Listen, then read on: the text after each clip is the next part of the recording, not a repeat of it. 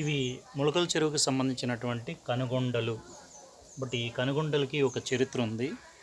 కనుగొండ ఇక్కడనే విష్ణువు ఈ కొండ మీద అడుగు పెట్టడం, ఇక్కడ ముక్కంటీశ్వరుడు ఆయన ధ్యానం భంగమయ్యి ఏంటి నీ బాధ అంటే ఆయన విషయం చెప్పడం, నీకు ఇక్కడ ప్రశాంతత కావాలంటే ఇక్కడ కాదు తిరుమల తిరుపతికి వెళ్ళమని అడ్రస్ చేసినటువంటి టెంపుల్ చరిత్ర ఈ ముక్కంటి హృదయ పుణ్యక్షేత్ర చరిత్ర.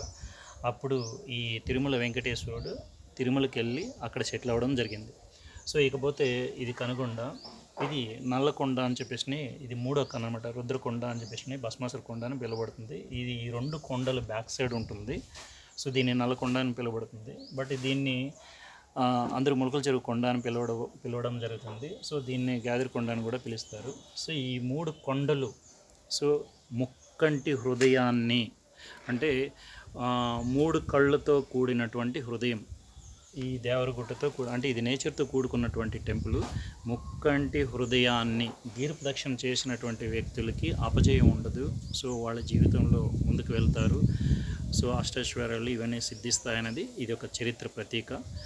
కాబట్టి దీనికి ఇప్పుడు పూర్వీకులు గిరిప్రదక్షిణ చేశారు, దేవాది దేవతలు గిరిప్రదక్షిణ చేశారు అన్నది చరిత్ర. కాబట్టి ఆ యొక్క చరిత్రని మళ్ళీ పునరావృతం చేసుకోవటానికి ఇప్పుడు గిరిప్రదక్షిణలు జరుగుతున్నాయి. ఇది ఇప్పుడు 5వ సారి జరుగుతుంది.